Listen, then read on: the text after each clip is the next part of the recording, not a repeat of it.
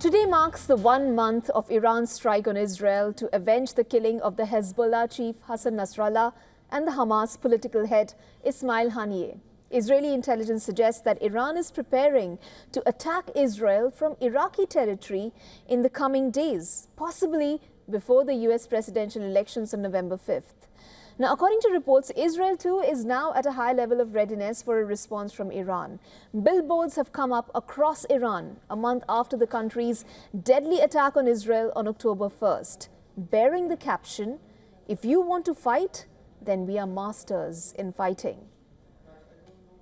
On the day of its strike on Israel, Iran claimed it targeted Israel with a barrage of 180 missiles, including the hypersonic missile. Weeks later, on October 26th, came the calculated response from Israel as it carried out a wave of airstrikes targeting Iranian military infrastructure and air defense systems. While Iran claimed to have defeated the attack with only limited damage, it has vowed to retaliate strongly.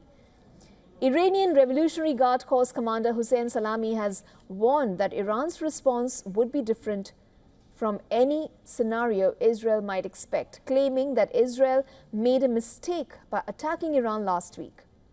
Sources have told WION that ahead of the Iranian response to Israel, Iran's foreign minister will lead Iran's outreach to neighboring countries in person.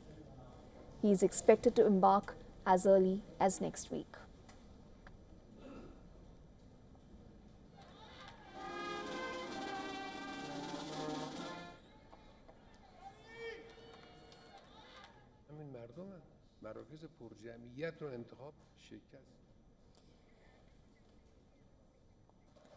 Of course, this is on the anniversary of the 1 month of Iran's strike on Israel, and which was to avenge the killing of the Hezbollah chief and the head of the Hamas. Now, Israeli intelligence suggests that Iran is preparing to attack Israel from Iraqi territory in the coming days, and it is touted to do so possibly before the US presidential elections.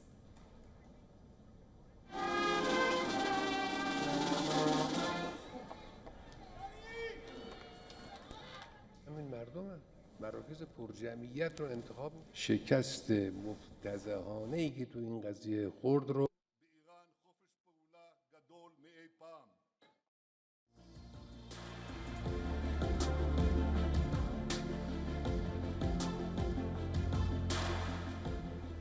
Well, for more on this, we are now joined by our correspondent Anas Malik from Tehran.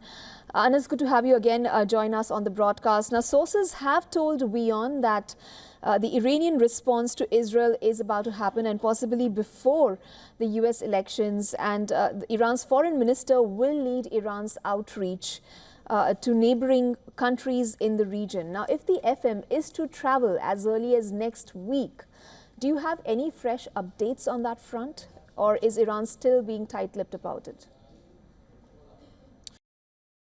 Well, Iran is indeed quite tight-lipped about it. What we know is that, what we understand in fact is that his travel is to start somewhere either on Sunday or on Monday. That's what sources have revealed to WION, that before the Iranian response to Israel, which has now been authorized from the highest of the Supreme Council, the outreach will be done on the part of Iran, which includes visit to all neighboring countries. That is number one, taking them into confidence, and then regional countries as well. So it's not just a visit to the immediate Iranian neighborhood, but to regional countries as well, with an aim to ensure or to make sure that all of them are in the loop or on one page, especially when there have been reports or there have been talk of Iran doing the response via Iraq.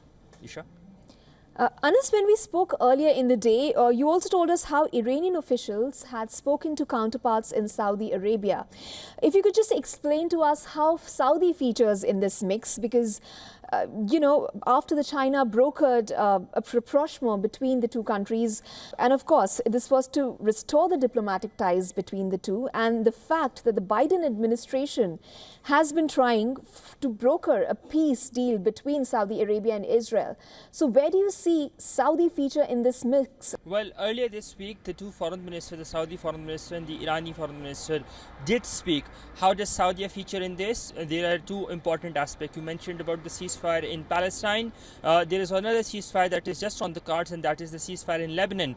And in case that if that ceasefire materializes, then we might be seeing the Irani response being slightly delayed or being pushed back, because in the event of a ceasefire being brokered in Lebanon, then any response from Iran will be seen as a direct escalation and a violation. That being said, the first part of your question as to how Saudi Arabia fits into the entire escalation, primarily because while a lot of countries have been involved in these indirect messages exchange, including Qatar and Saudi Arabia being one of the closest allies of the United States, and recently we've seen the establishment of quite some heightened relations between Saudi Arabia and Iran. So the Irani side have been involving neighboring countries, including Saudi Arabia, to convey messages to the United States, so that onwards it will be conveyed to Israel on whatever